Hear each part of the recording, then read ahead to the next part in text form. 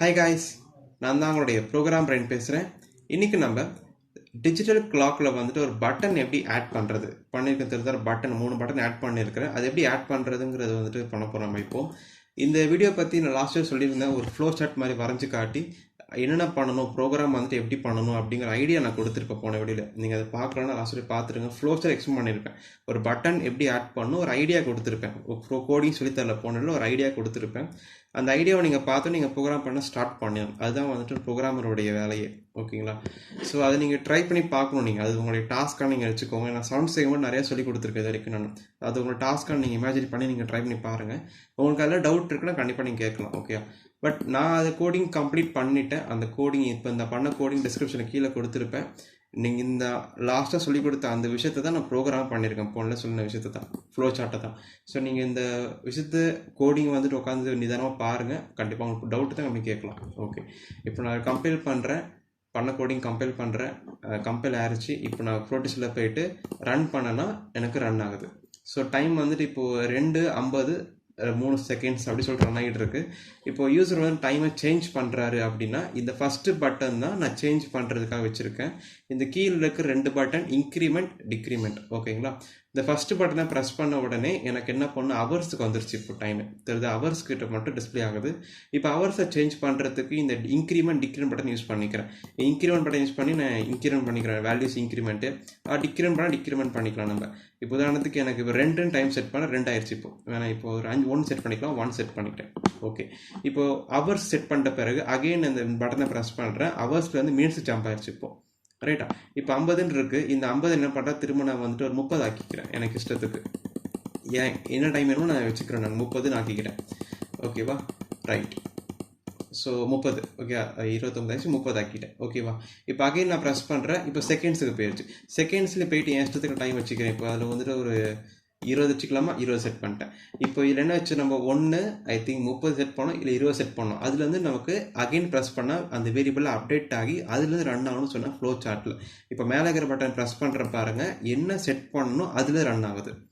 Task முடிச்சிட்டேன்னா very simple. நான் சொன்ன டாஸ்க்கு ஃப்ளோ சார்ட் சொன்ன மாதிரி நான் பண்ணி காட்டிட்டேன். இதுக்கான கோடிங் உங்களுக்கு டிஸ்கிரிப்ஷனில் இந்த கொடுத்துருப்பேன். இந்த கோடிங் உங்களுக்கு நீங்கள் அதை பார்த்துக்கலாம். ஓகேவா? அண்ட் இன்னொரு பேர் கொஞ்சம் பார்த்துருக்கலாம், என்ன இது எல்இடி வந்து பிளிங்க் ஆகிட்டு இருக்குன்னு கொஞ்சம் பேர் யோசிக்கலாம். இந்த இடத்துல எல்இடி பிளிங்க் ஆகுது இல்லையா, அதை நான் புதுசாக ஆட் பண்ணியிருக்கிறேன். போன வேலை சொல்லலை அதை பற்றி நான், பட் அது அவ்வளோ பெரிய சொல்ல பிளிங்க் பண்ணியிருக்கேன். என்னன்னா நான் சொன்னேன் இல்லையா, இந்த சவுண்ட் செக்மெண்ட் நடுவில் ஒரு எல்இடி நீங்கள் வைக்கணும், நீங்கள் பிளிங்க் பண்ண வைக்கணும்னு சொன்னோம் இல்லையா, அதான் இங்கே பண்ணியிருக்கிறேன் நான். இப்போ நல்லா கவனிச்சு எப்படி தான் பிளிங்க் ஆகுது, இந்த செகண்ட்ஸை பேஸ் பண்ணி தான் பிளிங்க் பண்ண வச்சிருக்கேன் நான்.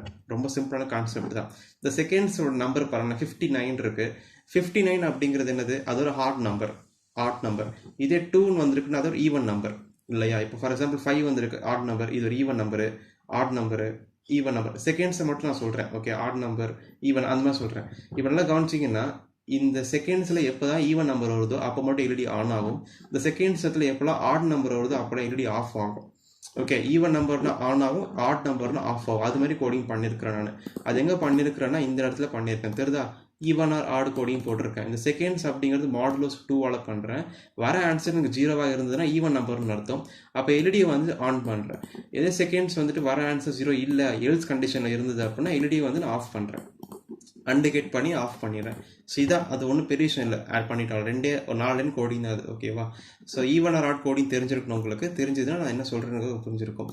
நல்லா சொல்லி கொடுத்துருக்கோம். ட்ரை பண்ணி பார்த்தா நீங்கள் கண்டுபிடிச்சிருங்க என்ன இது. நான் கோட் டிஸ்கிரிப்ஷன் கொடுப்பேன் எப்பயும் போல், நீங்கள் ட்ரை பண்ணி பார்க்கலாம். ஓகேவா? ஸோ இதான் கான்செப்ட், வேறு ஒன்றுமே இல்லை. அண்ட் முக்கியமாக நிறைய பேர் கேட்டிருக்க ஒரு கேள்வி என்னென்னா, ரிக்வஸ்ட் பண்ணி கேட்குறாங்க என்னென்னா, ஹார்ட்வேர் பண்ணி காட்டுங்க ப்ரோன்னு நிறைய பேர் கேட்குறாங்க. ஹார்ட்வேர் கண்டிப்பாக நான் பண்ணுறேன். இந்த வீடியோ இது இந்த சொல்லிக் கொடுக்குறதில் சொல்லி கொடுத்துட்டேன் நான் எல்லாமே.